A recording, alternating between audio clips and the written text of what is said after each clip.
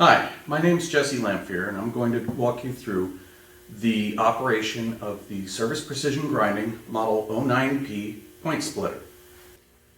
Before we can get started on the machine, first we have to set the drill and the chuck properly for point splitting. As you can see, this drill bit has been set up for sharpening. What we need to do is, instead of having the flutes parallel with the scribed lines, we need to rotate the drill and we need to extend it out a little bit.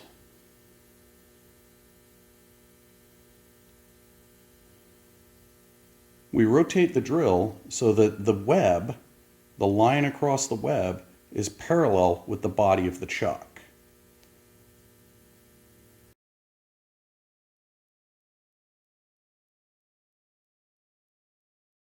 Now that we have the drill properly set in the chuck, we need to make sure that the machine is set up and ready to go.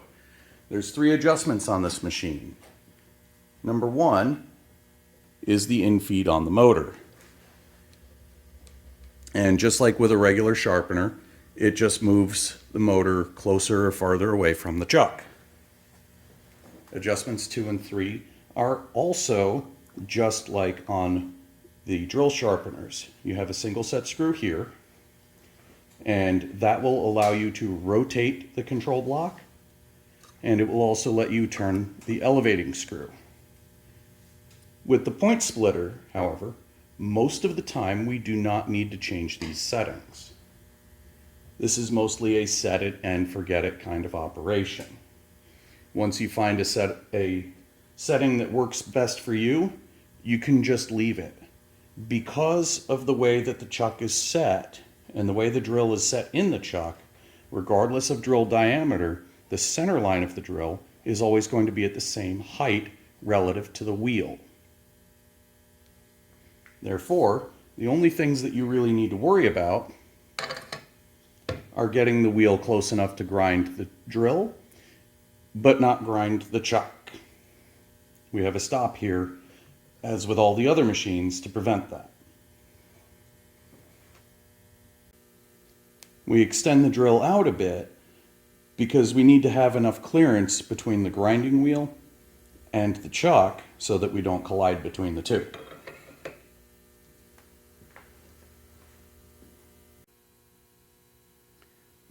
So at this point, we're ready to split the point on this drill. I've got you zoomed in a little bit so you can see a little more clearly. So first we're going to turn on the motor and we're going to start infeeding while sweeping past the wheel to make sure that we don't take any big gouges.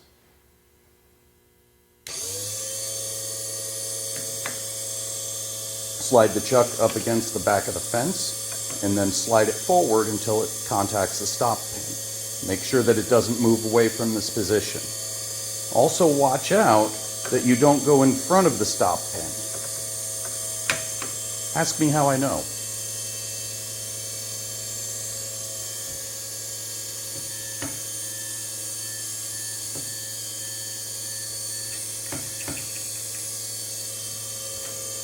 I've just touched off, so now I flip over the chuck and do the same on the other side.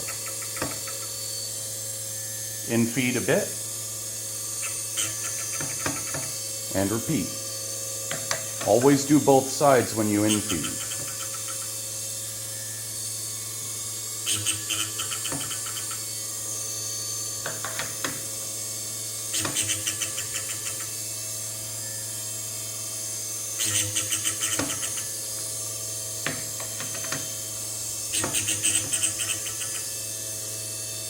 I'd like to point out that this drill was not originally point split. As a result, it's going to take a little bit longer for us to achieve a good split point on this drill. Even though this web isn't very wide, there's a lot of material on the back relief that needs to be ground away.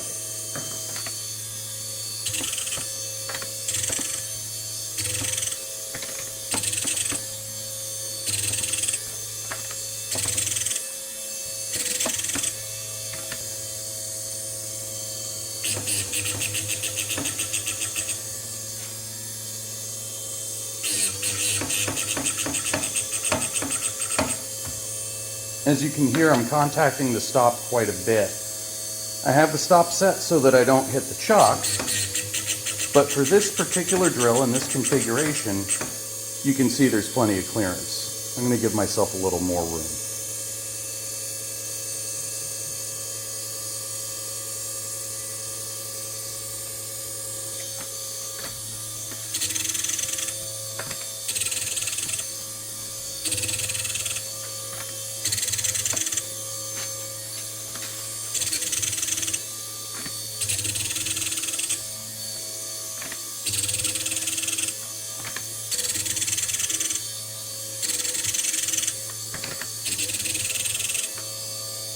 We're starting to get a little close now. So after each pair of grinds, front and back side of the drill, I'm going to stop and check. That way I make sure that I don't overshoot it.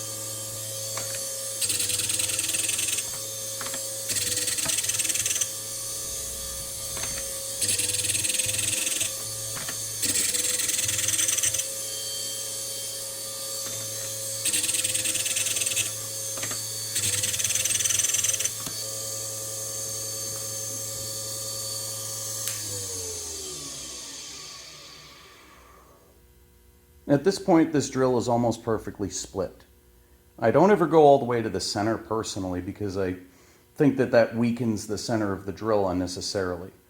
Honestly, this drill had such a narrow web that it really didn't need to be split, but it was a good fresh demonstration to show the process. Next, I'm going to select a different drill that's already been split previously to show how much quicker it is just to do a maintenance point splitting. This drill bit has been point split in the past. Since then, it's been resharpened a few times, and now it's time to resplit the point.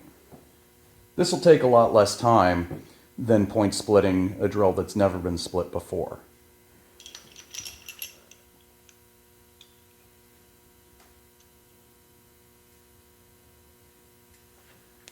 Once again, set the drill in the chuck with the web parallel to the body of the chuck. I've moved the camera around so you can see a different angle of the process.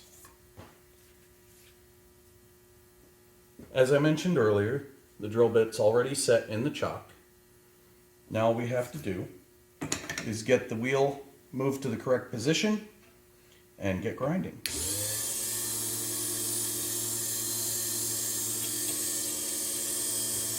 I've touched off, so I'm going to flip over, check the other side, and feed just a little bit. Flip the chuck, and grind the other side.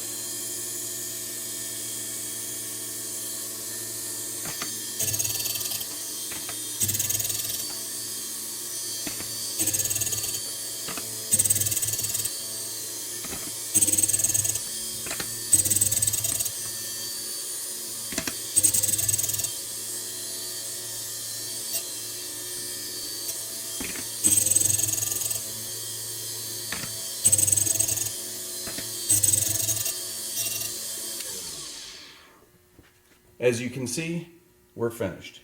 It's a simple, straightforward process. The machine does one thing, and it does it well. Thanks for your time.